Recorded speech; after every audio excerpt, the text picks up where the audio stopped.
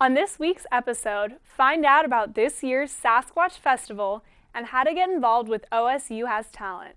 And hear all about a former Corvallis High School student that's on her way to making it big. Only on Bombshell Music News.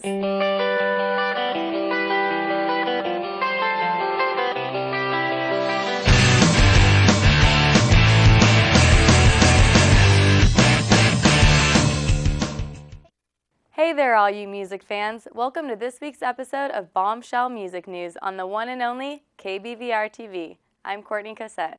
And I'm Camille Field, and we're your Bombshell hosts, here to give you the latest scoop on bands, artists, events, and all things music in Oregon and the Pacific Northwest.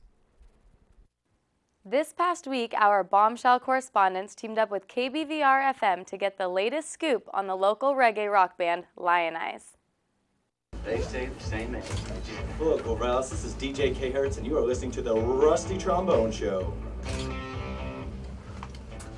Hey, you got him. This is Lionize, and you're listening to 88.7 FM KBVR Corvallis. That was beautiful. Well done. So I'm here with the band Lionize. If you guys could introduce yourselves, tell the people what you play, and yeah. I'm Chris. I play the keys, organ. Mel, play drums. I'm Hank, I play the bass. I'm Nate, I play guitar and sing. Well, thanks a lot for coming by, guys. How are you guys liking Corvallis or Corvegas so far? It's awesome, it's a beautiful day. It is. Very nice. It is indeed. So these guys came up from San Francisco. They're on tour right now. And that last song we played was from their album Destruction Manual. And they're playing in Portland tonight at the Hawthorne Theater.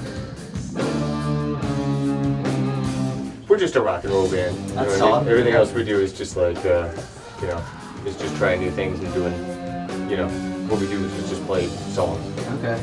Well, so what are you guys' like big influences? Who are you guys? What are you guys thinking? It's a lot of old rock music like Zeppelin and Sabbath and the go-to stuff like that.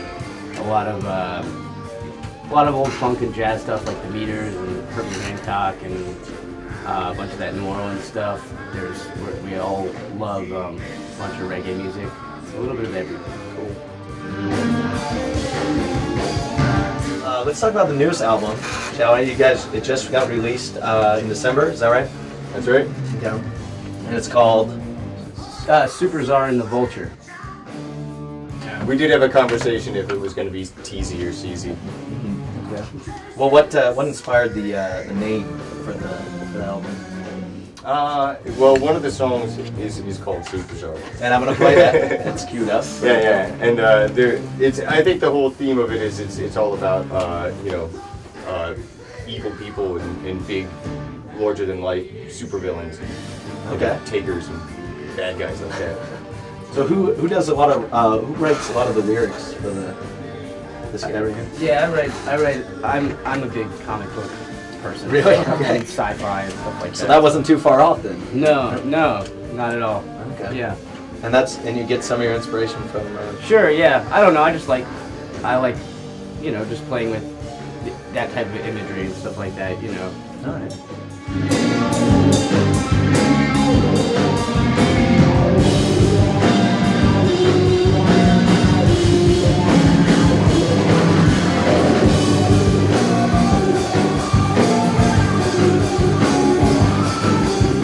Whose set is it? Who wrote last Who wrote last night? This guy? No. You guys trade off every time? Yeah. Oh, that's really That's- cool. that's- That's really cool. There's an order.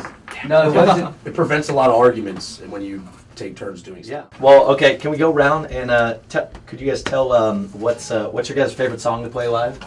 Would that be cool? You guys probably have one, right? Changes every week. Yeah. Certainly not a collective. Ask us right after we get off stage.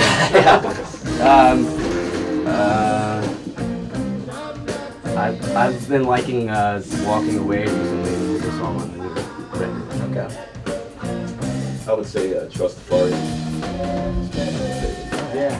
I might agree with Mel. I like playing that song. Is that on the new album? It is, yeah. Okay. Well, we gotta cue that one up then. What's your favorite song to sing? He only has a least favorite. Yeah. What's your least favorite song to sing? DC is Tropical, probably. No, I actually like singing that one a lot. I don't dislike any of them too much. Okay. I love how you're full of information. It depends how the crowd. That's fair. If there's a crowd and if they're being nice to us, it's generally pleasant to do everything. Okay. Well, that's good. Yeah. Okay. Fair enough.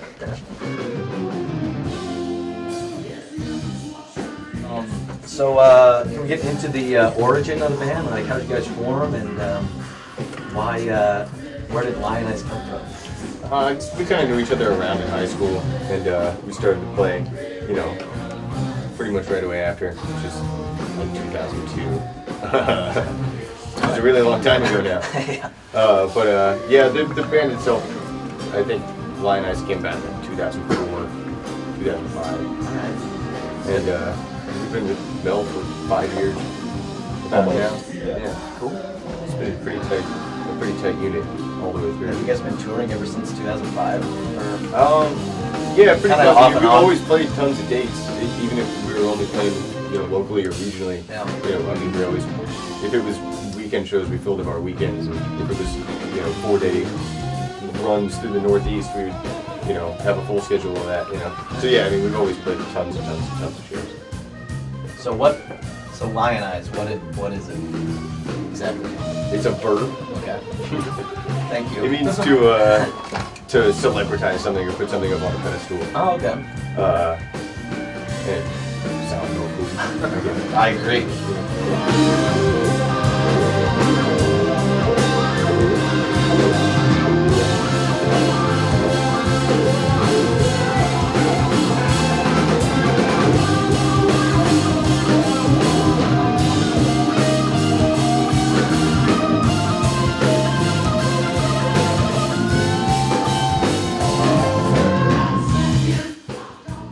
What do you guys think of Oregon, the city? You know, Oregon, the city? Oregon and the city of Portland. Sorry. No. It seems like a really good music town. We've had a lot of good shows here. Just seem into it. Been to any cool bars around town? Anything? You guys talked about you went to Voodoo Donuts, which was cool. We did Voodoo Donuts. We always do Voodoo Donuts. Okay, When they come in. that's a good tradition. Yeah. What's the favorite of each of you guys? Favorite donut? Yeah, favorite donut. It's definitely the maple bacon Yeah. is mine. That was the vanilla Oreo one? Oh yeah, that one's solid. I like the Tang cake ones.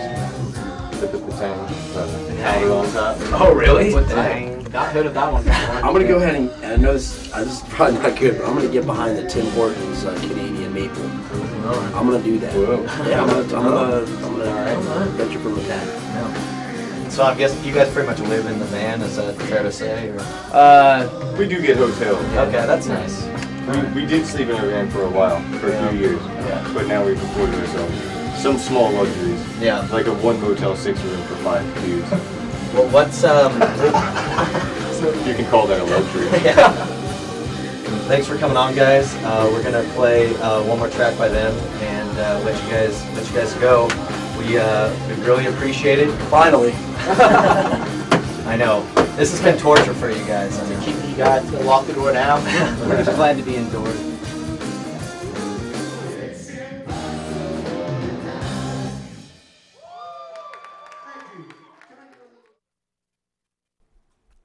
Thanks, guys. We have to take a quick break, but hang tight because we'll have more music news coming up.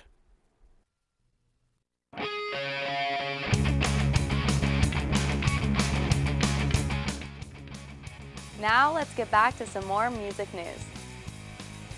Are you an Oregon State student with an outstanding skill? Then get ready to audition for this year's second annual OSU Has Talent event, a competition with the goal of showcasing all of Oregon State's most talented students and, ultimately, to find and award the most talented student. As stated by the OSU Has Talent Facebook page, whether you sing, dance, play an instrument, perform a trick, play in a band, or whatever talent you may have, show us your best. Registration began on January 19th and will go until February 17th. while auditions will be held February 24th through the 26th at the KBVR studios in Snell Hall. After narrowing down the contenders, 8 finalists will continue on to perform at the main event, which is held in March.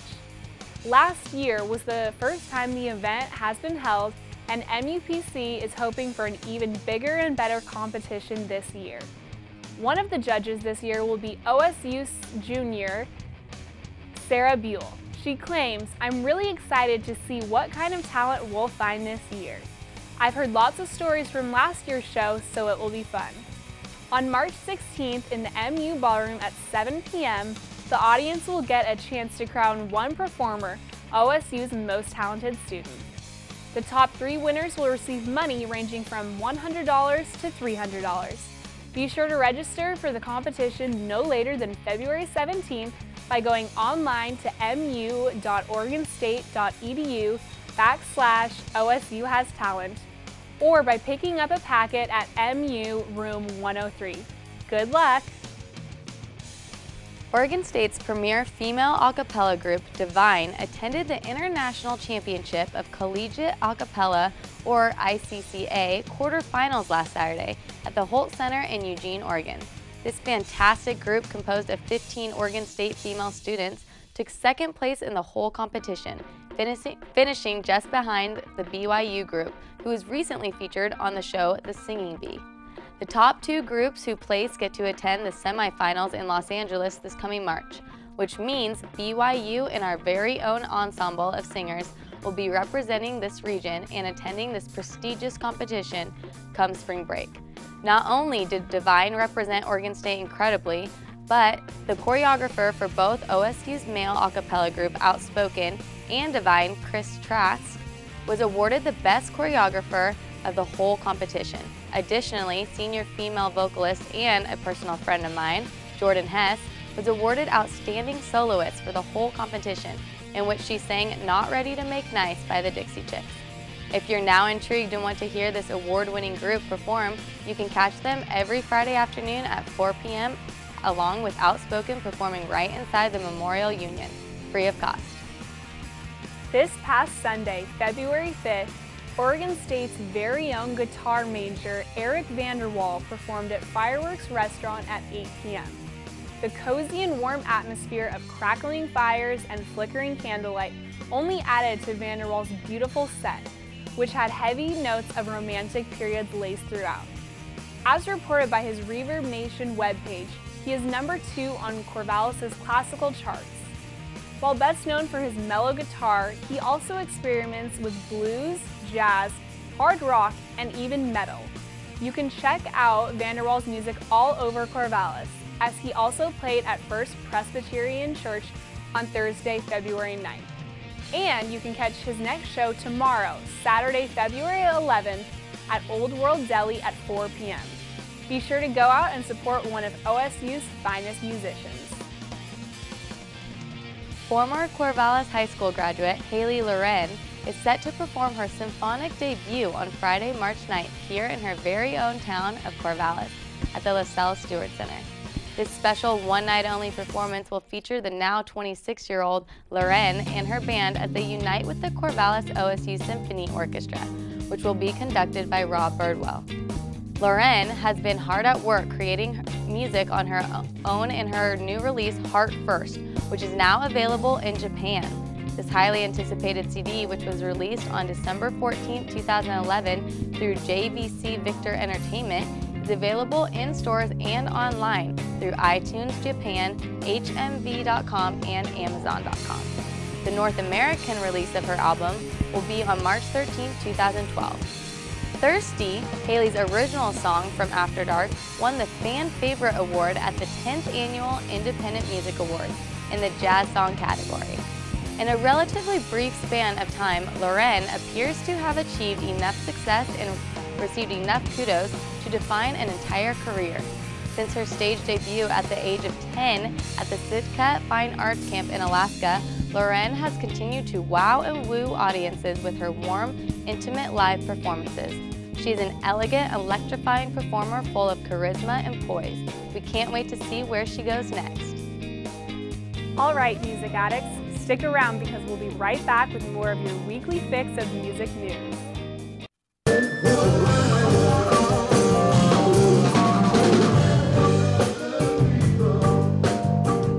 Now let's get back to some more music news.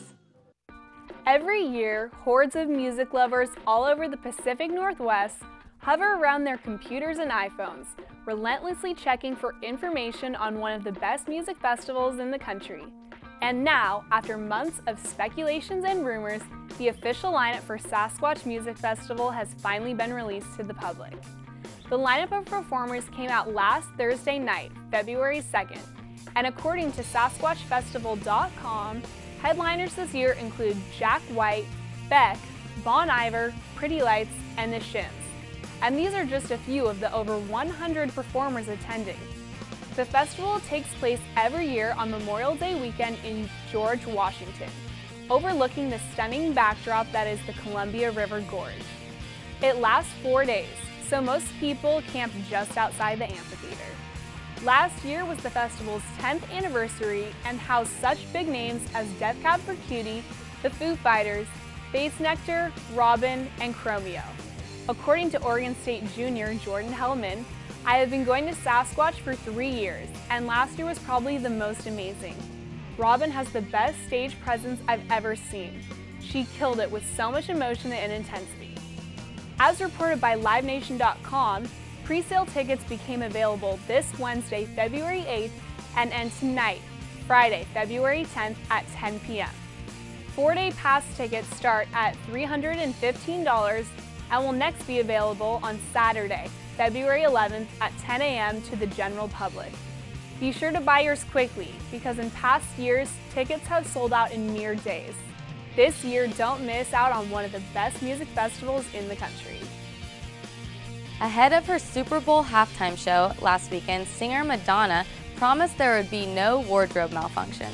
But what she didn't guarantee was there would be no obscene gestures. Rapper MIA provided a middle finger salute to the network camera Sunday night during her part of the 12-minute extravaganza. Apologies from the NFL and broadcaster host NBC came immediately. However, both blame each other. Brian McCartney, the league's vice president of communications, says that there was failure in NBC's delay system, adding that the obscene gesture in the performance was completely inappropriate. Very disappointing, and they apologized to their fans. NBC retaliated with the statement, quote, "The NFL hired the talent and produced the halftime show. Our system was late to obscure the inappropriate gesture and we apologize to our viewers," end quote. The episode was reminiscent of the infamous wardrobe malfunction involving Janet Jackson in the 2004 Super Bowl halftime show, in which prompted the Federal Communications Commission to fine broadcaster CBS $550,000. Since then, the NFL has maintained tight control over the show's production. This year's halftime show generated 8,000 tweets per second. Just goes to show you can never fully predict what will happen in showbiz. Well, that's all the music news we have for you this week, Corvallis. But be sure to tune in next time for all new interviews, stories, and of course, to see us. See you next week.